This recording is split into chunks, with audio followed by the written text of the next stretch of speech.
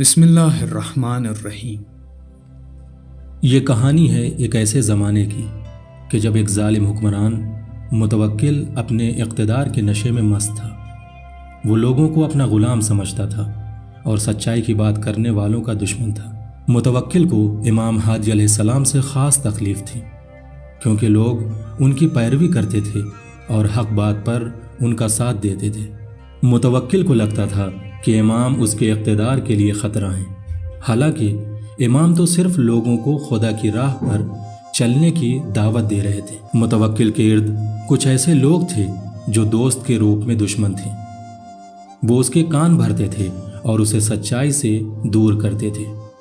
انہوں نے متوکل سے کہا کہ امام ہادی علیہ السلام اس کے خلاف سازش کر رہے ہیں اور اس کے اقتدار کو ختم کرنا چاہتے ہیں۔ یہ لوگ دراصل متوکل کو بھڑکاتے تھے تاکہ وہ اپنی طاقت کا غلط استعمال کرے۔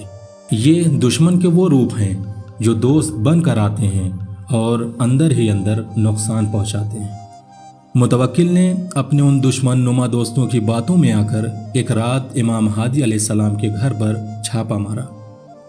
اس نے یہ ظاہر کیا کہ وہ امام کو ایک مجرم سمجھتا ہے، لیکن اس کا اصل مقصد امام کو لوگوں کی نظروں میں ذلیل کرنا تھا۔ لیکن جب متوکل کے سپاہی امام کے گھر پہنچے تو انہوں نے دیکھا کہ امام تو خدا کی عبادت میں مشغول ہیں۔ انہیں امام کے گھر سے کوئی ہتھیار یا سازش کا ثبوت نہیں ملا۔ اس سے پتہ چلتا ہے کہ دشمن جھوٹ بولتے ہیں اور سچائی کو چھپاتے ہیں۔ پھر متوکل نے امام کو اپنی محفل میں بلایا اور ان سے شعر پڑھنے کو کہا۔ یہ بھی دراصل ایک چال تھی کہ امام علیہ السلام کو نیچا دکھایا جائے، لیکن امام نے ایسی باتیں کی جو متوکل اور اس کے ساتھیوں کے لیے آئینہ بن گئی۔ امام علیہ السلام نے بتایا کہ وہ لوگ جو طاقت اور اختیار کے نشے میں مغرور ہیں وہ آخر میں ذلیل ہوں گے اور قبر ان کے غرور کو خاک میں ملا دے گی۔ انہوں نے بتایا کہ دشمن کا اصل ہتھیار جھوٹ، غرور اور طاقت کا غلط استعمال ہے۔ امام نے اپنے اشعار سے یہ بھی واضح کیا کہ موت سب کو آتی ہے اور اس وقت کسی کی طاقت، دولت یا عہدہ کام نہیں آتا۔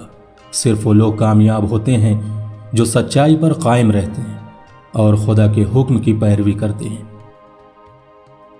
یہ ایک ایسا سبق ہے کہ دشمن کو پہچانیں اور اس کے جھوٹے دعووں اور چالوں سے ہوشیار رہیں۔ متوکل نے جب امام کی باتیں سنی تو اس پر کچھ اثر ہوا، حالانکہ تھوڑی دیر کے لیے ہی صحیح۔